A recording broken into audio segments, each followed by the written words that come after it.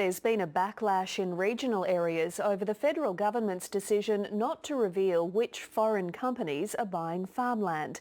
Last year, the coalition tightened restrictions on foreign ownership, but for some, the changes don't go far enough. Here's Regional Affairs reporter Lucy Barber. Mike Badcock has been growing vegetables in northwest Tasmania for 50 years. The lifestyle's good, but business isn't what it used to be. We can grow perfect crops, but the market is very tight, and I believe that's come across by dominance from major retailers. It's why he's pleased that foreign investors are interested in the area. Recently, the state's biggest dairy company was bought by a Chinese firm.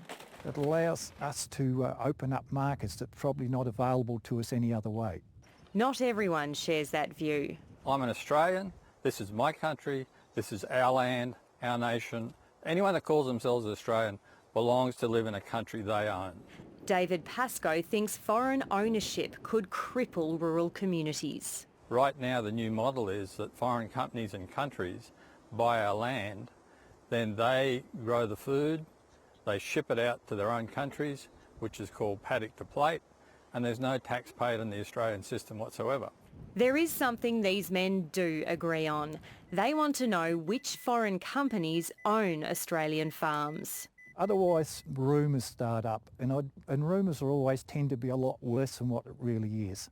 They thought they'd get that level of detail in the government's new register of foreign-owned farmland, launched last year to provide greater transparency about foreign ownership.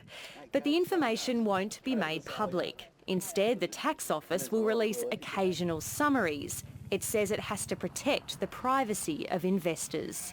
It's going to be a massive issue. I think this is enough to eliminate the National Party, and any rural marginal seat is in danger because of this. Key crossbenchers agree. What we've been trying to do is get a register up so all the details are in the register and it's open to the public. Jackie Lambie wants the register published immediately. What are they hiding? What are these political parties actually hiding? And her Senate candidates are right beside her. If you think it's difficult now getting baby formula, wait until more Australian dairy farms are sold to the Chinese. In response to widespread community concern, it dramatically lowered the threshold for scrutiny of foreign purchases of farms and agribusinesses from $242 million to $15 and $53 million. The Federal Treasurer is in a tricky position. He has to deal with angry Nationals and rural MPs who don't think a private register passes the pub test.